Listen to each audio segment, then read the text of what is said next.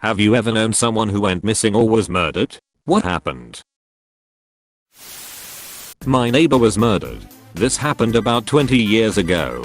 Apparently, he was having some work done in his house and got a little too friendly with a worker. He let it slip he had a lot of money in house. About a week after he finished the job, the worker came back, broke into the house and shot him. Holy shit. Friend was murdered by his roommate. Killed by, best guess by coroner, 59 blows to the head with a ball-peen hammer. Jesus, that's awful. One of my college professors from about 7 years ago, when I first started school at the community college level, disappeared. Nobody knew he was missing until the semester started and he didn't show up. They backtracked and realized the last time someone saw his was several weeks prior. No evidence of a break-in at his place. No evidence that he ran away. No criminal history. Nothing. Just gone. Been missing since. Yes to both. This guy in my senior class, 1983, that grew up down the street from me went missing the summer after we graduated. He went into a bar in downtown Detroit and that was the last anyone ever saw of him.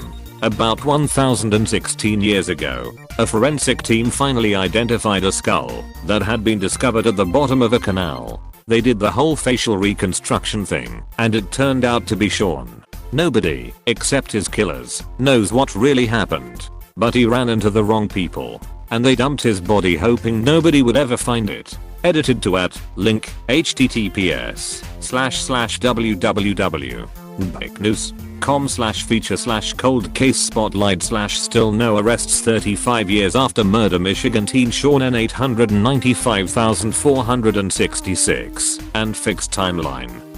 Did the forensics definitively show violence? It's not nice to think about, but not all bodies or missing people are homicides. Could have been an accident or a drug overdose. People panic in those situations. Downtown Detroit, early 80s, late night at a bar. The odds are against you. My mom is a part-time nanny and watches kids from time to time. Recently she was watching a 2-year-old baby boy since when he was a newborn.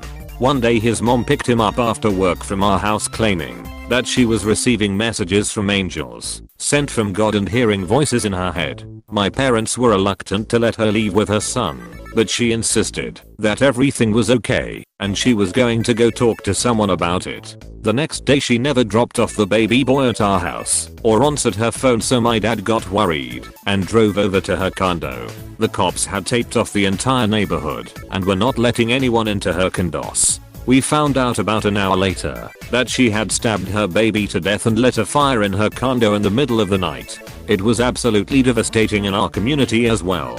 My family was heartbroken. Yeah, when I was a kid, about 10, back in the mid-70s, one of my neighborhood friends went missing. He had been abducted by a train-hopping hobo, raped and murdered.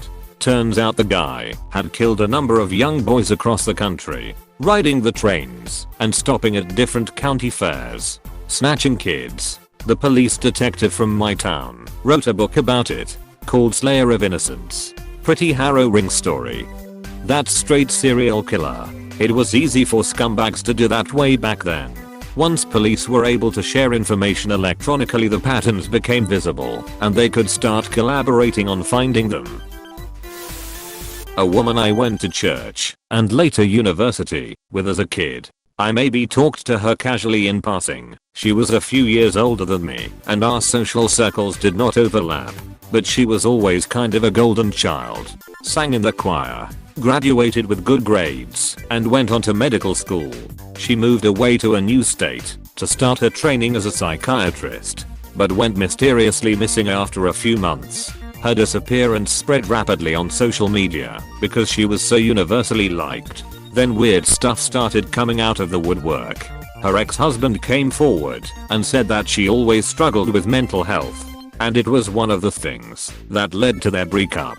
A famous gospel singer claimed that she had been stalking him for years through phone calls, social media videos referring to herself as his wife, had written him hundreds of letters, and had even contacted his children. This had led him to file a restraining order against her. A surveillance video surfaced of her attempting to check into a hotel several miles away from where she worked, offering cash and then being erratic when they wouldn't accept it. She was wearing dark clothes and sunglasses at 3 a.m. and refused to provide ID. The video showed her ducking and weaving behind cars in the parking lot, as if hiding from something.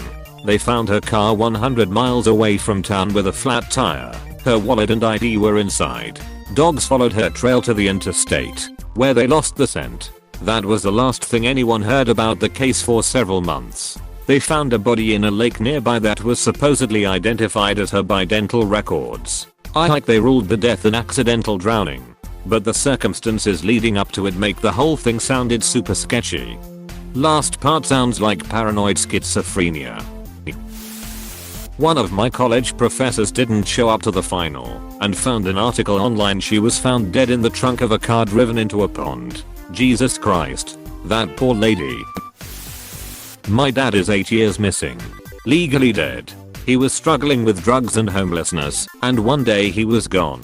Edit. Thank you for the kind words. I was in my early 20s when this happened. He was the kind of dad who would go hungry, so my brother and I didn't know we didn't have enough food while we were growing up. His mother kind of kept him in line, so after she passed his bad habits spiraled out of control. I have no reason to believe I will ever get closure in this, and I'm okay with it.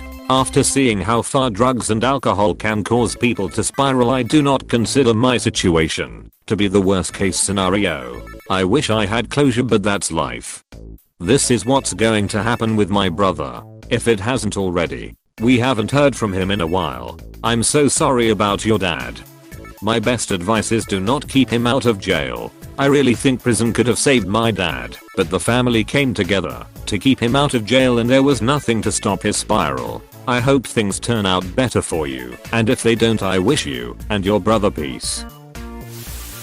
One of my friends in high school had his little brother go missing. This was in 2004, and he has still never been found. It's a pretty high profile case and I've seen it posted on Reddit a bunch, and seen a few popular podcasts do episodes on it. Basically, he was on a scout camp out with his dad, and they went fishing early in the morning. He got his shoes and socks wet, and went to walk back to the camp, which wasn't very far away, and was never seen again. The whole town was talking about it for weeks. Tons of search and rescue volunteers were out looking, but came up empty. His family was so strong during all of it. You could tell they were hurting, but they really came together, and the community around them did too. My friend never talked about it much other than telling me how hard it was to not have any idea what happened or where his brother was. That would haunt me forever. He's a much stronger man than me. This friend of mine's parents were killed in cold blood in 2016 while trying to help a friend of theirs cool down a domestic dispute. The woman's husband got a gun and shot both my friend's mom and dad dead. He's now rotting in prison, where he belongs, but the community felt the sting big time. This is the worst. People trying to do good and wasn't expecting it. One day you're here, then gone. My 3rd grade student was found murdered on top of her murdered grandmother in their bathtub. 10 years later, they caught the guy. It was the creep in the apartment that lived above them. The surviving mother had turned him down on a date. My girlfriend went missing for 7 years. Law enforcement informed her family, the ones that filed the missing persons report, that she was found safe and alive, but wouldn't disclose her whereabouts. Bittersweet ending to all that. There must be more to this story. She ended up running away, and as an adult didn't give consent to reveal to anyone where her new location is, and then closed the missing person case. College buddy who moved to Illinois to study law. They found his car parked on a bridge over the Mississippi River with the lights on, door open, and keys in the ignition. His home was fine in all ways, except his phone was in the trash. A day before his funeral mass, another college buddy got all his cigar collection in the mail saying he hopes he enjoys them. He had been making plans to come visit a 3rd college buddy for weeks. No warning signs. No suicide note. No body ever recovered. Nothing. Phil is just gone. My cousin's best friend went missing. People searched all night for her. Her boyfriend was helping with the search. I don't recall the exact details, but when they found the girl's body the police began to suspect the boyfriend. Her family suspected him all along. They told of times when he would stare at her and say things like, "I was just imagining what it would be like to shoot you." OMG. Something similar. My aunt was missing for some time.